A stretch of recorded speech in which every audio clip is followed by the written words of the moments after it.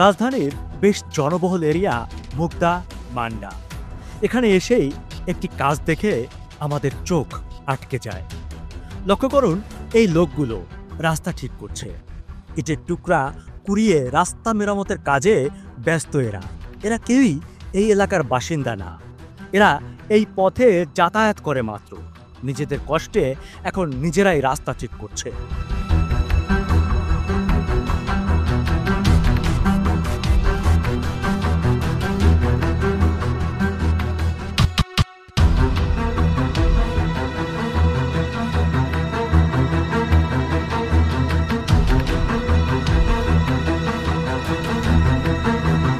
ভাই, আমরা দেখতেছি যে আপনি নিজেই রাস্তা ঠিক করতেছেন। জি আপনি তো আর এখানের কাজের মানুষ না। জি না, আমি ড্রাইভার। জি রাস্তার দুরবস্থা দেখে নিজেই কাজে নেমে গেছে। জি, রাস্তার দুরবস্থা দেখে নিজে কাজে লেগে গেছে গ্যাসের লাইন নেওয়ার জন্য। এই কাজটা আসলে কার ছিল? এই কাজটা হচ্ছে যারা কন্ট্রাক্ট নিছে তাদের কাজ ছিল। তাদেরকে তো আর দেখেন না। না, তাদেরকে দেখি না। আপনারা গাড়ি চালান বলে নিজেরাই রাস্তা ঠিক ঠিক করতেছে। এটা তো উচিত না নাকি? না, কি করা উচিত? এখন আমরা দায়বদ্ধ, সেই জন্য আমরা নিজেরাই করে নিতেছি। কারণ এই পাশ দিয়ে গেলে পরে গাড়ি আটকে যায়, গাড়ি যেতে পারে না, যানজট সৃষ্টি হয়। সেজন্য আমরা কয়েকজন মিলে এটা ঠিক করতেছি। দেখলাম যে নিজের হাতে এই যে ইট টেনে খোয়া টেনে তারপর রাস্তা ঠিক করতেছেন। জি কাজটা তো আপনার না। না স্যার, আমার না। তারপর আপনি করছেন। জি, সবার জন্য আর কি। এদিক দিয়ে গেলে গাড়িটা জাম হয়ে যায়, এই জন্য নিজেরা ওই সাইডটা দিয়ে ঠিক করে নিতেছি আর কি, সবাই মিলে আর কি। এই যে দুরবস্থা, যে রাস্তার কাজ করে খানাখন্দ করে ফেলে রাখছে, এটা তো ঠিক করে নাই। না, এটা ঠিক করে নাই। এটা ঠিক করা দরকার ছিল সরকারের। না করেন, আর যার দায়িত্ব সে যখন করে না তখন অন্যদের মাথায় এভাবে চেপে বসে। চেপে বসে। এটা সমাধান হওয়া উচিত। জি ইনশাল্লাহ, আমরা সমাধান চাই এটা। এটি রাজধানীর মুগদা আর এর পেছনে মান্ডা এরিয়া। সাধারণত মধ্যবিত্ত ও নিম্ন মধ্যবিত্ত মানুষের বেশি বসবাস এখানে। মেন রোড থেকে ভেতরে প্রায় লাখখানেক মানুষের বসবাস। একদিকে বিশাল কমলাপুর রেল স্টেশন। এটি খুবই গুরুত্বপূর্ণ একটি রাস্তা। কয়েক লাখ মানুষ সকাল বিকালের নিত্য পথ এটি। রাস্তা বড় করে নতুন রাস্তার নির্মাণ কাজ শুরু হয়েছে প্রায় 1 বছরেরও বেশি সময় ধরে, কিন্তু কাজ যেন আর শেষ হচ্ছে না। কবে শেষ হবে সেটাও কারো জানা নেই। কাজ এখানে কেন এভাবে ফেলে রাখা হয়েছে সেটার জবাবেও কাউকে খুঁজে পাওয়া গেল না। অনেকেই তাই ক্ষোভ আর কষ্টে বলেন এটি একটি এতিম এলাকা।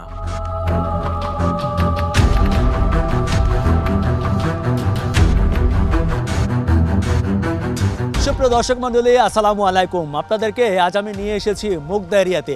অনেকে আক্ষেপ করে দুঃখ করে বলে এটা নাকি এতিমের এরিয়া। কারণ কি জানেন? মা বাপ না থাকলে এতিমদের যে অবস্থা হয়, মুগদা এলাকার হচ্ছে সেই অবস্থা। দেখেন, আমার পিছনে একটি রাস্তা দেখতে পাচ্ছেন। 1 বছরেরও বেশি সময় ধরে এই এলাকার রাস্তার কাজ চলছে, কিন্তু সেই কাজ আদৌ শেষ হচ্ছে না। এলাকাবাসী কেউ আমাকে বলতে পারছে না যে এই রাস্তার কাজ কবে শেষ হবে। আর এখানে কিছু বাড়িওয়ালা আছে, দেখেন রাস্তা ভেঙে বড় করে দিছে, তারপরে বাড়িওয়ালারা আবার পুনরায় পিলার গেঁথে তারপরে বিল্ডিং রাস্তার মধ্যে নিয়ে আসছে। তার মানে এদেরও ওইসব বোধ জ্ঞান নাই যে আইন কি বলে, রাস্তা কি বলে, আমার সীমানা কোথায়। কোনো দিকে কারোরই সচেতনতা নেই। তাহলে কথা হচ্ছে, এই সমস্যার সমাধান কোথায়, জনগণ কোথায় যাবে? এই বিষয়টা নিয়ে কথা বলার জন্য আজ আমি এসেছি মুগদা ও মান্ডা এরিয়াতে। চলুন এখানকার মানুষের সাথে কথা বলি।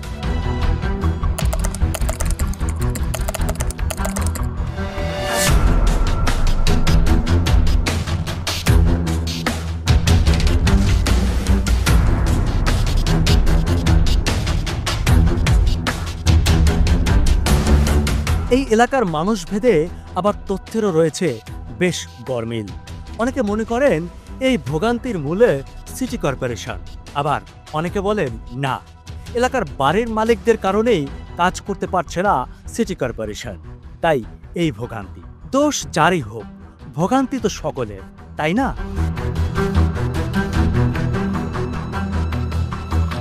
ভাই, আমাদের মুগদার রাস্তার যে বেহাল দশা দেখলে মনে হয় যে গাজার যে যুদ্ধের বিধ্বস্ত যেভাবে হয়েছে সেভাবে আমার মুগদার অবস্থা একদম সেরকম অবস্থা। দেখেন, পুরা যুদ্ধ বিধ্বস্ত দেশের মতো অবস্থা আমাদের মুগদার। এই অনেক নিউজ হয়েছে, কোনো কাজ হয় না এই মুগদার রাস্তা। কতদিন ধরে এভাবে আছে? অনেক কয়েক বছর হয়ে গেছে। আর মুগদার রাস্তা কখনোই ঠিক ছিল না।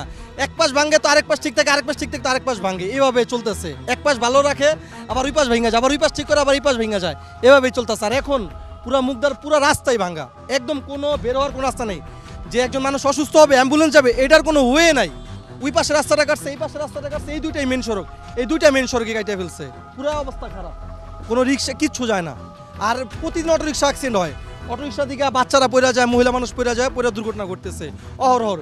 এই যে এখানে একটা মেডিকেল আছে, এত বড় মেডিকেল, এই মেডিকেলের সামনে রাস্তাটা দেখেন কি অবস্থা, খুব বাজে অবস্থা। এটা আসলে মানুষজন মানে মুগদা এলাকা ছেড়ে চলেই যাচ্ছে এখন বর্তমানে, এরকম অবস্থা। আমাদের মাঝে মধ্যে মন চায় মুগদা এলাকা ছেড়ে দিয়ে এলাকা থাকতে মন চায় না, বিরক্ত হয়ে গেছি আমরা। 5 আগস্টের 4-5 মাস আগে এটা ভাঙছিল, তো ভাঙাটা খুব ভালো পদক্ষেপ ছিল, কারণ এখানে ওই অবৈধ দখলদার আছে, বুঝছেন, ডানে বামে অবৈধ দখলদাররা দখল করে রাস্তাটা বন্ধ করে ফেলাইছিল। তো ভাঙছে আবার কিন্তু দখল করতেছে, দেখছেন, ভাঙছে আবার দখল করে ফেলাইছে, এই গভর্নমেন্ট আসার পরে আবার দখল করে ফেলাইছে। তাই এইটা আমরা আবার ঠিকমতো রাস্তাটা যতটুকু সরকারের একবার জায়গা আছে এটা ঠিক উদ্ধার চাই আমরা, এবং রাস্তাটা দ্রুত মেরামত চাই। কারণ রাস্তাটা এই বেহাল দশা পড়ে আছে, ধরেন 5 আগস্টের আগে 5 মাস, আবার এই হলো 8 মাস, তার 13 মাস, অলরেডি 1 বছর পার হয়ে গেছে। কিন্তু মানে করুণ দুর্দশা, সকল জনগণের করুণ দুর্দশা। এটা একটু মানে দ্রুত সংস্কার চাই আর কি, রাস্তাটা মেরামতযোগ্য দ্রুত, খুব তাড়াতাড়ি। তাহলে এই যে বর্ষা এসে গেছে, দেখছেন বর্ষাকাল, এই বর্ষাকালে কিন্তু আরও অবস্থা ভয়ানক। আর এর মধ্যে ম্যানহোল আছে অনেকটা, সবচেয়ে বড় কথা যে বাচ্চা শিশুরা ভাই রাত সন্ধ্যার পরে মানে পড়তেই থাকে ওর মধ্যে, এটা একটা ভয়ানক অবস্থা। এই জন্য রাস্তা কাটা থাকলে দুর্ঘটনা তো ঘটবেই। অন্তত বর্ষার আগে দ্রুত রাস্তাটা মানে মেরামত করা দরকার, এটা খুবই ইম্পর্ট্যান্ট, খুবই ইম্পর্ট্যান্ট। তা নাহলে জনগণের কষ্টের দুর্ভোগের শেষ থাকবে না। রাস্তা সংস্কারের কথা বলে এটা বড় করবে, সেই কথা বলে তো কাজ ধরছিল, কিন্তু পরবর্তীতে সরকার সেই গত সরকার পতনের পর কাজটা অফ হয়ে যায় বিভিন্ন কারণে। আপনার যে তাদের যে কি বলে কন্ট্রাক্টর যারা বলে, অনেক পরিবর্তন হয়েছে, আসে পরিবর্তন হয়, অর্ধেক করে কাজ চলে যায়। যেমন এই পিটটা করছে একদিন, আবার এর পরের পিটটা করছে আরেকদিন, এরকম মানে ভাঙা ভাঙা কাজ করতে করতে তারা মানে এইটা অফ রাখছে। এখন আবার কাজটা অফ আছে, আপনার এই যে কিছু কিছু বাড়িওয়ালারা মানে জায়গা ছাড়তে চেতেছে না। আপনার দেখেন বড় মসজিদের ওই পার থেকে কিন্তু কাজ অলরেডি ম্যাক্সিমাম শেষ হয়ে গেছে। কাজ বলতে গেলে আপনার যে খোয়া বালি ফালায় যে উঁচা করে, সেটা কিন্তু হয়ে গেছে অলরেডি। কিন্তু আমাদের বড় মসজিদের থেকে 20 করোড় পর্যন্ত সামান্য একটু জায়গা কিছু কিছু বাড়িওয়ালার কারণে আটকে গেছে, এটা ছাড়তে যেতেছে না, এটা ভাঙতে যেতেছে না। আমরা এখানে কয়েক লক্ষ লোকের যাতায়াত মুগদা মান্না রোডে, এটা মনে হচ্ছে কোনো গার্ডিয়ান নাই, কোনো এলাকায় কোনো প্রতিনিধি নাই, এরকম পড়ে আছে। এবং এখানে শুনছিলাম যে 60 ফিট 30 ফিট রাস্তাটা হবে, হওয়ার পরে দুই পক্ষ থেকে ভাঙা হয়েছিল। এখন কিছু লোক স্বার্থ নির্দেশী কিছু লোক, এরা দেখছে আবার নিজস্ব জায়গা যেটা ছেড়েছিল আবার তারা ভরে ফেলছে। দেখলাম কিছু লোক আসলো, মাপলো, আবার তারা জায়গা নিজস্ব জায়গা দখল করে নিয়ে এনেছে। আমি আশা করব এই দেশের প্রতিনিধি যারা বর্তমানে আছেন, বর্তমান উপদেষ্টা মণ্ডলী আছেন, অনেক গণ্যমান্য ব্যক্তি এখানেও আছেন, এখানেও রাজনীতি দুই দলেরই আছে। আমি চাই রাজনৈতিক ভেদাভেদ দূর করে এখান থেকে লক্ষ লক্ষ লোকের যাতায়াত, এখানে 1 বছর না অনেক দিন দীর্ঘদিন যাবত এখানে মানুষের দুর্ভোগ। এই রাস্তাটা, এই রোডটা অনেকের যাতায়াত, অনেক মানুষ সুখী দুঃখী মানুষ এখানে, সবাই তো টাকা পয়সা নাই। আর এই এলাকাটা অত না মানে উন্নত না, এলাকা মধ্যবিত্ত ফ্যামিলির মানে বসবাস বেশি।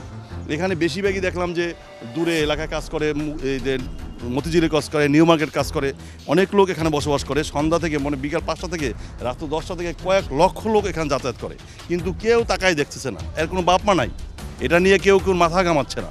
আমি চাচ্ছি এরা অতি দ্রুত প্রশাসনের সুদৃষ্টি হোক বা এলাকার বা এই রাস্তা পারপাস যারা আছে এরা সুদৃষ্টি দিয়া এটাকে উন্নয়ন করে, মানে এই রাস্তাটাকে রিপেয়ারিং করে যেভাবে দখলমুক্ত করে, এখানে দখল আবার যার যার দখল চলে আসছে এটা না থাকে, যেটা সরকারি ওয়েতে যেটা থাকার যেটা নিয়ম করার এরকম রাস্তা যেন হয়ে যায়, এটা কামনা করি। এরা আপনারা মিডিয়া আসছেন, আপনারা আজকে বলতেছেন, কালকে একদিন পর মিডিয়া ফলো আপ নাই। এদেশে দেখবেন আজকে একটা ঘটনা ঘটছে, মিডিয়া প্রচুর প্রচার হয়, কিন্তু পরের দিন আর একদিন দুই দিন পরে চাপা পড়ে যায়। এটা অনেক বাংলাদেশের সিস্টেম। এটা আওয়ামী লীগ যখন ক্ষমতায় ছিল, এখন তত্ত্বাবধায়ক ব্যবস্থা ক্ষমতা আছে, তখন দেখছি একটা এসে ফলো আপ করে একটা ঘটনা করছে, ওই 2 দিন মিডিয়া খুব নড়বড় চড়বড়, তারপর কিছুই না, কোনো খবর থাকে না। এখন এইটার অবস্থা হচ্ছে এরকম হয়েছে, এখন নর্মাল একটু বৃষ্টি হয়েছে, এখন আসার মতো যাওয়ার মতো কোনো পথ নাই। আর পাশে মানিকনগর, ওখানে রাস্তাটা কেটে ফেলছে, এখন এদের দুর্ভোগটা দেখার মতো কেউ নাই। অনেক লোক দেখি রাস্তায় মাথায় করে তাদের বোঝাবাটি নিচ্ছে, বাজার নিচ্ছে, বলতে পারতেছে না। যার টাকা আছে সে তো একজন লোকের মাধ্যমে নিচ্ছে। এই কথাটা মানে বাস্তব চিত্রটা কেউ তুলে ধরতেছে না আর কেউ বলতেছে না।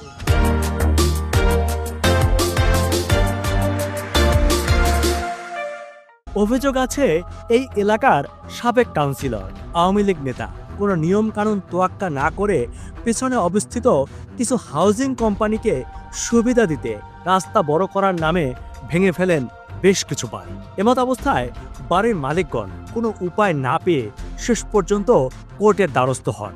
এক্ষেত্রে আমরাও সরেজমিনে দেখলাম বেশ কিছু ভবনে এখানে লাগানো আছে কোর্টের লিগ্যাল নোটিশ, কিন্তু এই নোটিশ থাকা সত্ত্বেও ভাঙা হয়েছে ভবনগুলো। অলমোস্ট আমার বাবা দাদারা প্রায় 100 বছর ধরে মুগদায় আছে। মুগদার এই রাস্তার এই বেহাল অবস্থা ছিল না।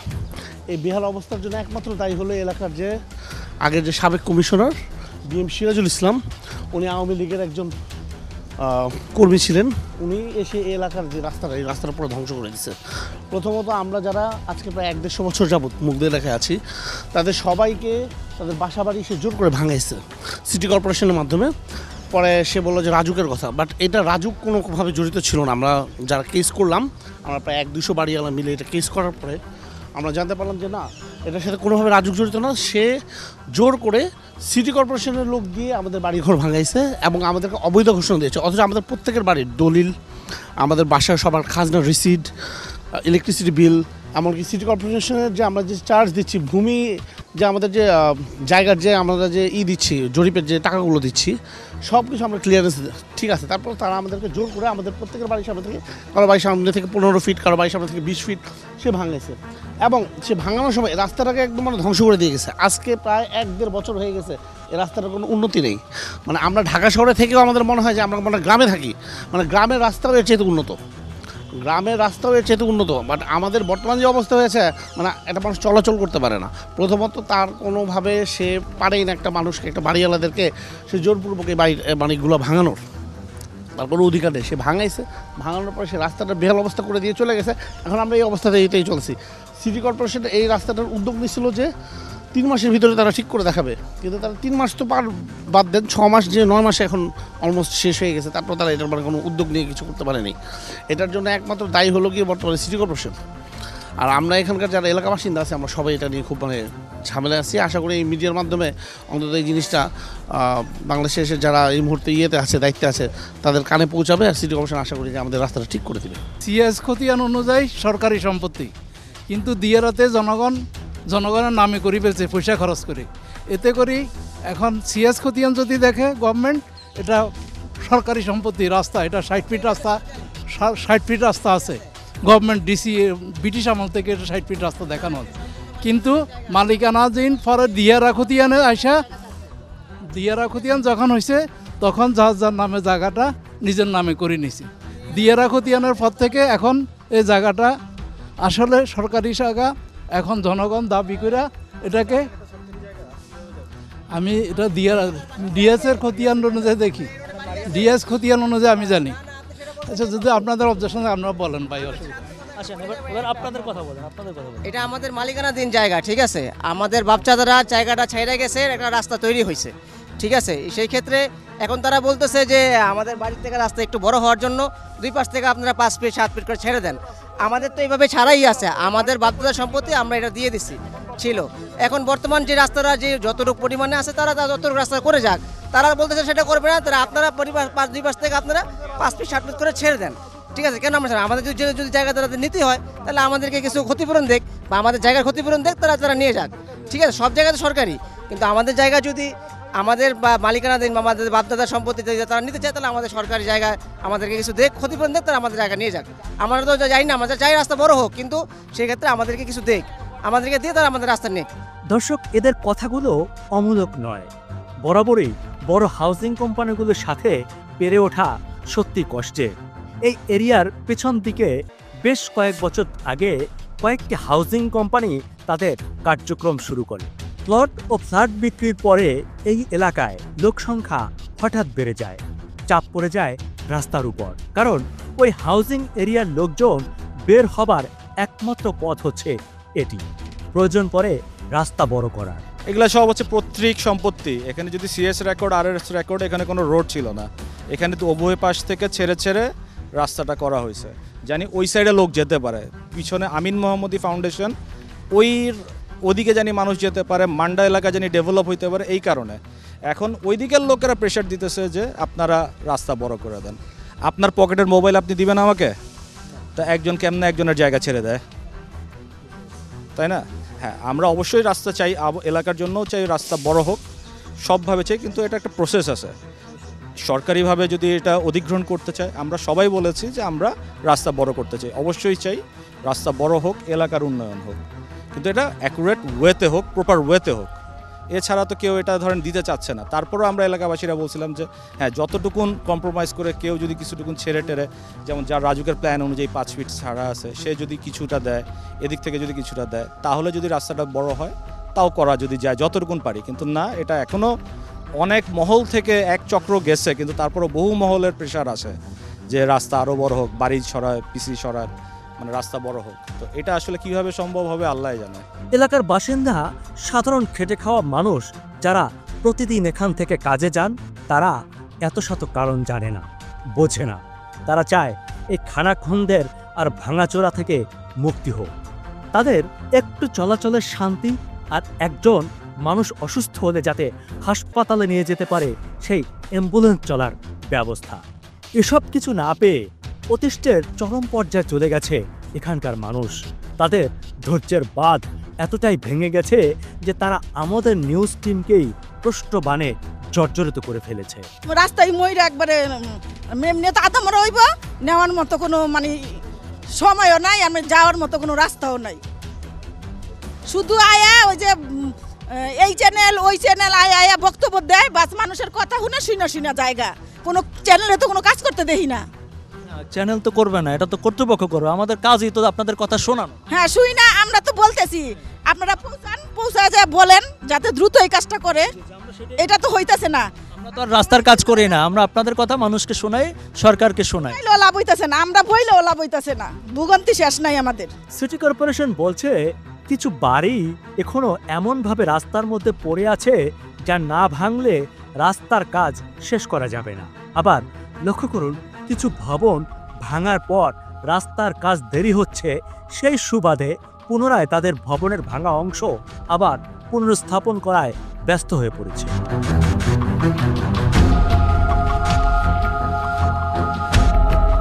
দর্শক, এই রাস্তায় খেলাটা বেশ ভালোই জমেছে। একদিকে সিটি কর্পোরেশন, অন্যদিকে বাড়ির মালিক, মাঝখানে সাধারণ জনগণ। সিটি কর্পোরেশনের আইন আছে, আর বাড়ির মালিকদের বাড়ি আছে, ক্ষমতা আছে। কথা হচ্ছে জনগণের কি আছে? জনগণ এই সমস্যায় আর কতকাল থাকবে? এর সমাধান কোথায়? আমরাই রাষ্ট্রের কাছে সবিনয়ে জানতে চাই।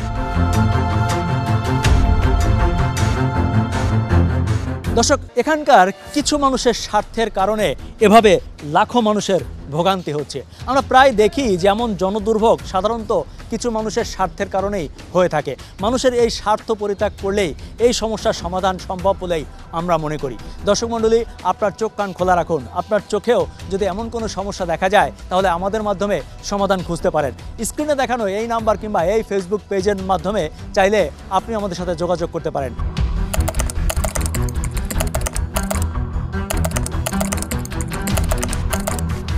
আজকের মতো বিদায় নিচ্ছি, দেখা হবে অন্য কোথাও অন্য কোনো বিষয় নিয়ে। সে পর্যন্ত সবাই ভালো থাকুন, সুস্থ থাকুন, নিরাপদে থাকুন। খোদা হাফেজ।